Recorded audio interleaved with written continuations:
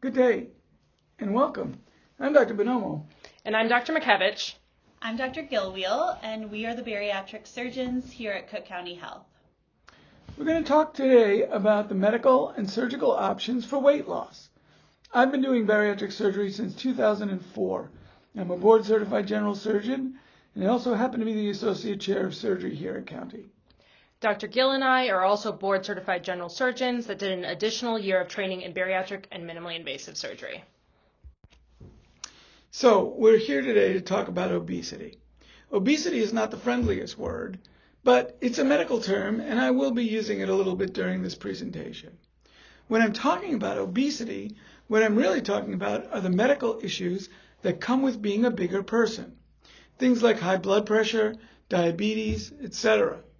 These medical problems can lead to chronic, life-threatening problems and can also lead to significant medical, psychological, social, physical, and economic impact for people.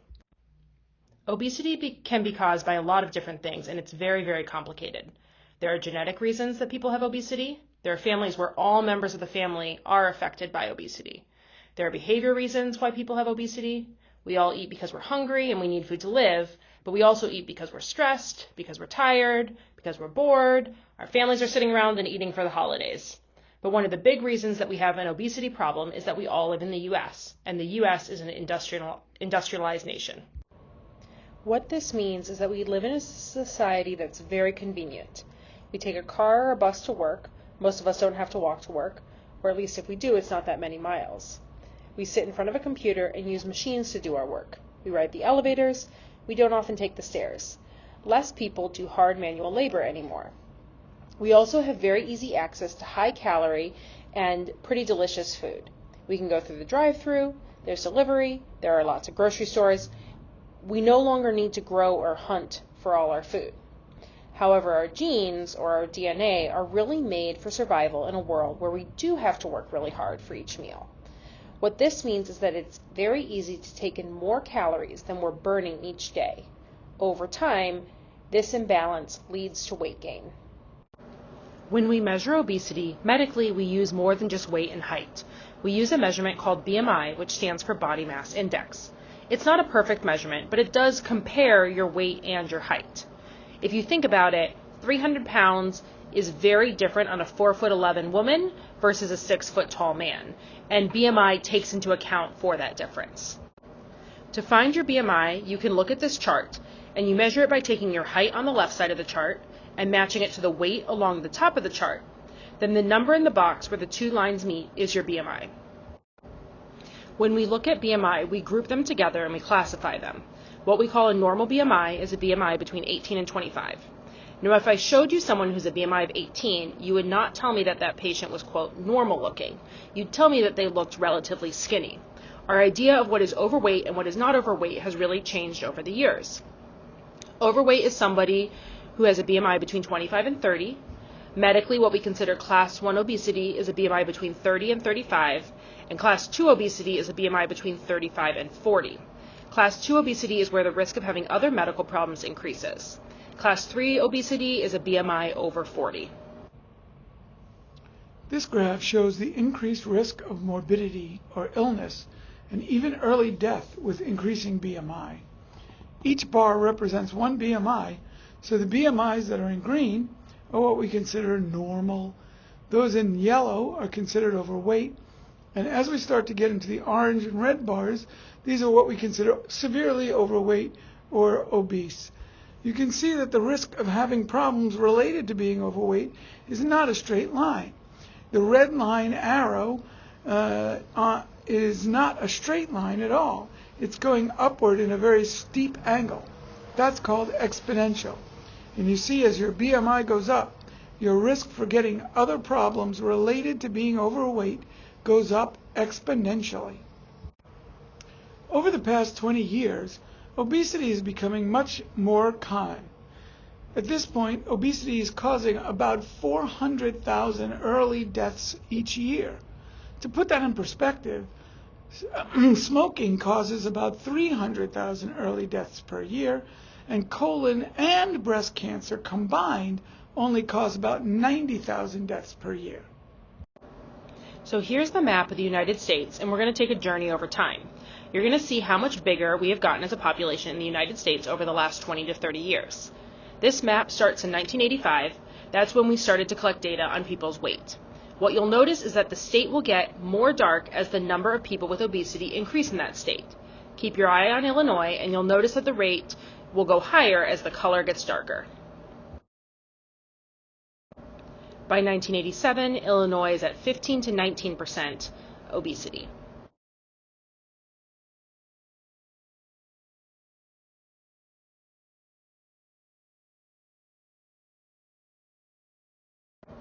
By 1994, we're at 20 to 24%.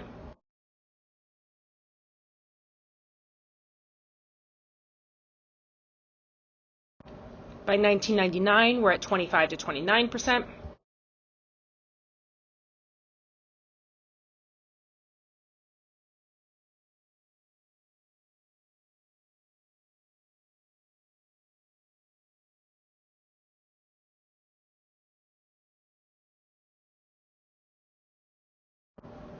In 2011, we need to start adding colors to the chart because the numbers are getting higher.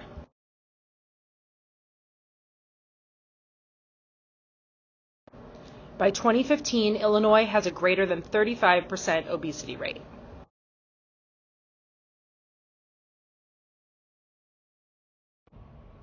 This chart gives numbers that really show that the rate of obesity goes up as society gets more modern. This first column is from 1998, and at that point, 61% of adults in the U.S. were overweight. If you compare that to China in 1998, China was much less industrialized at that time. Most of the people were living on farms, working hard for their food. China only had about a 15% rate of being overweight. Then compare that to the second column in 2015. At this point, China's society has changed and looks much more like ours. The United States has gone all the way up to a rate of 83%, and China's rate of obesity has shot up to 51%. We don't talk about increasing rates of obesity because we care about the physical size of people. We talk about obesity because of the other medical problems that come from that obesity. Here are a list of some of these medical problems. The most common are diabetes and high blood pressure. However, every organ in the body can be affected by obesity. For example, NASH is the medical term for fatty liver disease, and this is now the #1 cause of liver failure and liver transplant in the United States. It's even passed up alcohol. The good thing is that even though this is a long list of diseases, that as the weight comes down, not only does the risk of these problems go down, but the disease itself can be reversed in many cases. If there's been a disease there long enough to cause permanent damage, often we can reverse the disease, but we can't get rid of that other damage. So, for example, if you have diabetes that has damaged your kidneys, we can reverse the diabetes, but we can't always reverse the kidney damage. But by getting rid of the diabetes, it should keep the kidneys from getting worse. We know that with all the medical problems related to obesity, these can shorten someone's life. On average, someone with a BMI of 40 to 45 lives about 6.5 years less than someone with a BMI of normal.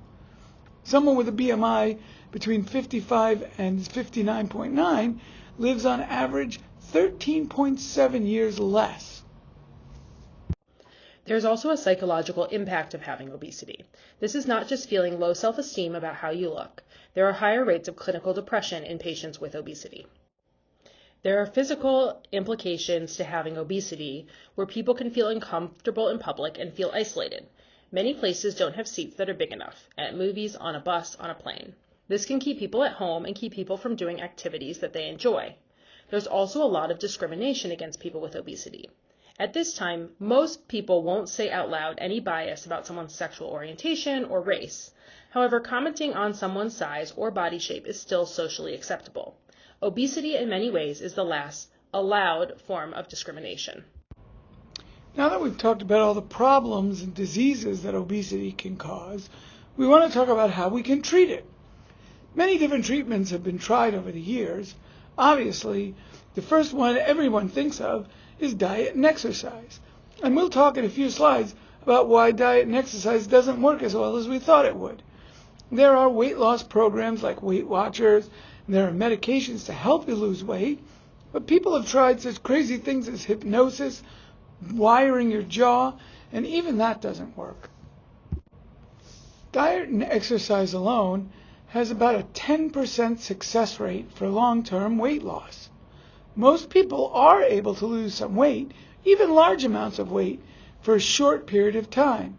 But then, over time, the weight tends to come back on, plus a little bit more. There are medicines available for weight loss. The older drugs are not very strong, and they don't really work that well, but the newer drugs are much more powerful. Some of them even work similar to the ways that bariatric surgery works. However, you'd have to stay on these medications for the rest of your life to get long-term effects. Once you stop them, the weight tends to come back on again. The final option is bariatric surgery, and this is the strongest, most permanent weight loss tool that we have at this time. So let's talk a little bit about exercise. Exercise on its own is not the problem. However, it's very hard to exercise more than you eat. To lose 1 pound, you have to burn about 3,800 calories.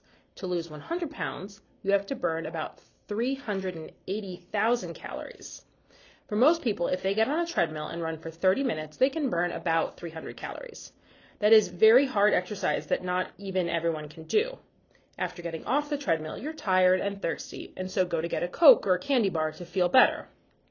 That candy bar has the same amount of calories that you just burned. For this reason, exercise alone won't help you lose weight. Exercise is a very important part of a healthy lifestyle, but on its own is not a weight loss tool.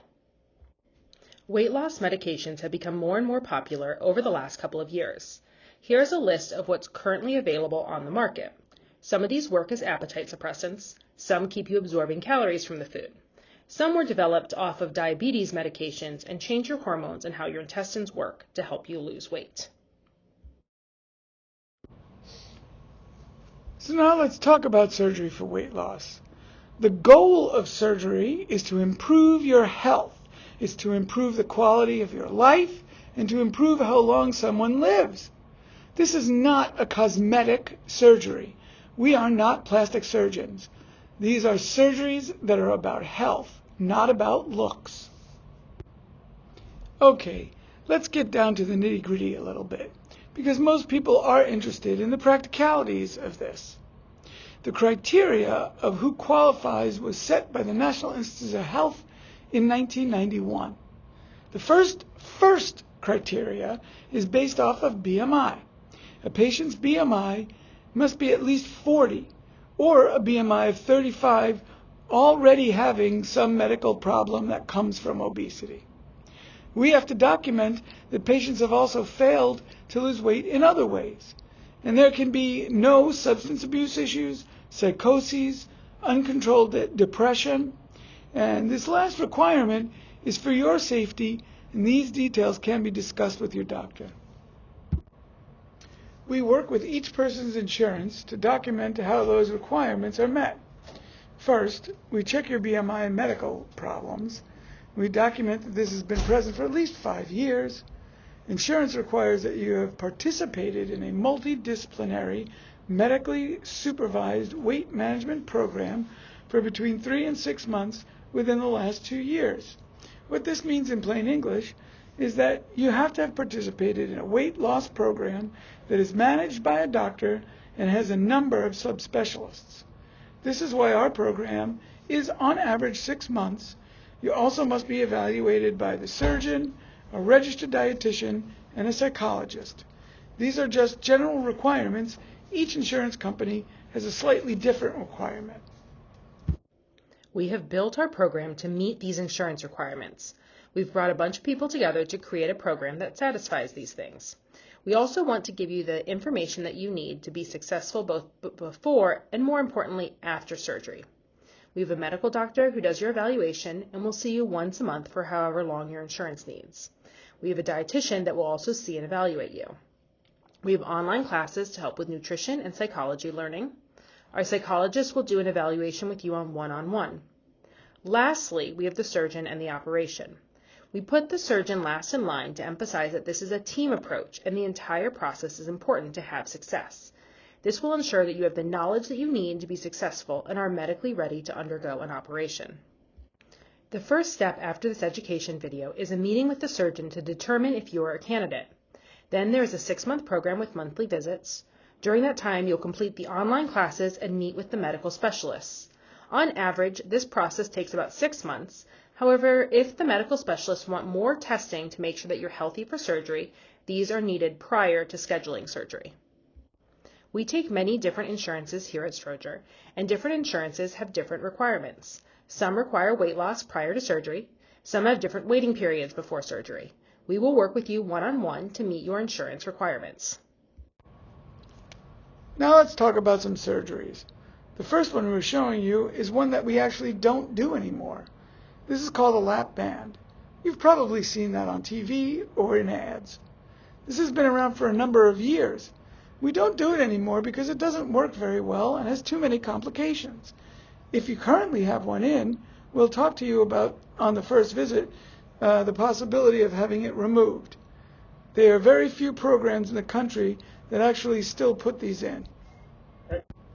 There are different levels of bariatric surgery, and in general, as you go up in effectiveness, there are increased levels of complications. So the duodenal switch is an operation that is very effective for weight loss, but does have some higher levels of complications. As we do more of these in the future, this may become a safer option, and for a very small number of patients, the benefits might outweigh the risk. For most patients, however, this is not a good first surgery option.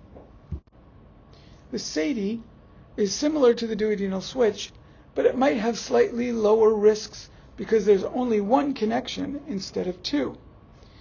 There are currently no insurance companies that actually pay for this the first time around, but it can be considered as a second step operation for some patients. Roux-en-Y gastric bypass is a surgery that I imagine many of you have heard of. This is the current gold standard for bariatric surgery. This is the best surgery for most patients with diabetes, with higher BMIs, or patients with gastroesophageal reflux disease. It is much safer than it used to be because over the years we've improved our technique to drop the risk very low. During this surgery, a small pouch is cut off your stomach to make a new stomach. The small intestine is then divided and 2 connections are made. The food travels from the small stomach directly into the small intestines, so it reroutes your food. This is an animation of the gastric bypass. The stomach is stapled off to make the new stomach, and the small intestines are brought up and connected. The food then comes down to fill the stomach and travels directly to the small bowel. This operation changes how much you can eat at one time and changes how you absorb the food. The sleeve gastrectomy is a popular option. It's currently the most commonly done bariatric surgery in the U.S. and in the world. There are good weight loss results in most patients, but it's a little less than with the bypass. However, it is also slightly safer than the bypass. We take the football-sized stomach and cut along the side to turn the stomach into something about the size of a banana. This excess section of stomach is then removed from the body. This is an animation of the gastric sleeve operation. We use a stapler to come along and create the banana-shaped stomach. About 75 to 80% of your stomach is then removed. As you'll notice, the food comes down through the stomach into the intestines the same way it always did. We really don't change the way that your body processes food. You're just able to eat less at one time. All of these surgeons are done what we call minimally invasively or laparoscopically. There are typically 5 very small incisions. You stay in the hospital for either 1 or 2 nights depending on the surgery. You will be asked to be on a liquid diet for 2 weeks before surgery and 2 weeks after surgery. You progressively go back to a regular diet over the next 2 months. We prescribe everyone blood thinners for 1 month after surgery to avoid blood clots. Everyone's weight loss is a bit different, but on average is about 2 pounds per week for 9 to 12 months after surgery. When you meet with the surgeon, we can discuss what will be expected for you with the different types of surgery. So in conclusion, we've covered all of these points in this presentation. 1. Morbid obesity is a chronic condition that brings along with it other medical diseases. At this point, surgery is our most effective long-term tool for weight loss. All surgery must be done in the setting of a program, and that currently the Roux-en-Y gastric bypass and the sleeve gastrectomies are the most commonly performed procedures in the U.S. and here at Stroger. There are always some frequently asked questions when we finish this presentation, so we thought we'd address them now. These surgeries have been done for a couple of decades, and some people may know someone who've regained their weight after weight loss surgery. That can happen because bariatric surgery is a tool, but the process still requires that you change the way that you eat for the rest of your life. Other people may know someone who's had a complication. In general, complications are pretty rare, and we have a lot of safety measures in place to make this surgery as safe as possible. However, it is still a major surgery, and we discuss with each patient what their particular risks are. One of the most common questions that we get is, what do we do with the extra skin? If you end up with extra skin, this really depends on where you carry your weight, how big you are to start, and how much you lose. At the 1-year mark after surgery, we may be able to refer you to a plastic surgeon. He'll discuss your options. Most insurance companies will cover skin removal of the abdomen and possibly the breast if warranted. However, no surgery in the United States is covered by insurance for arm, leg, back, or butt skin removal. If you have any other questions, please write them down, and we'll discuss them at your appointment. Now that you've finished watching the presentation, the next step is to reach out either through email or the phone number listed. Please give your name and your phone number. It's also very important that you include the code word HEALTH. This lets the team know that you've finished the presentation. Then a member of our team will reach out to you. They will ask you some questions over the phone and then schedule you for an in-person appointment.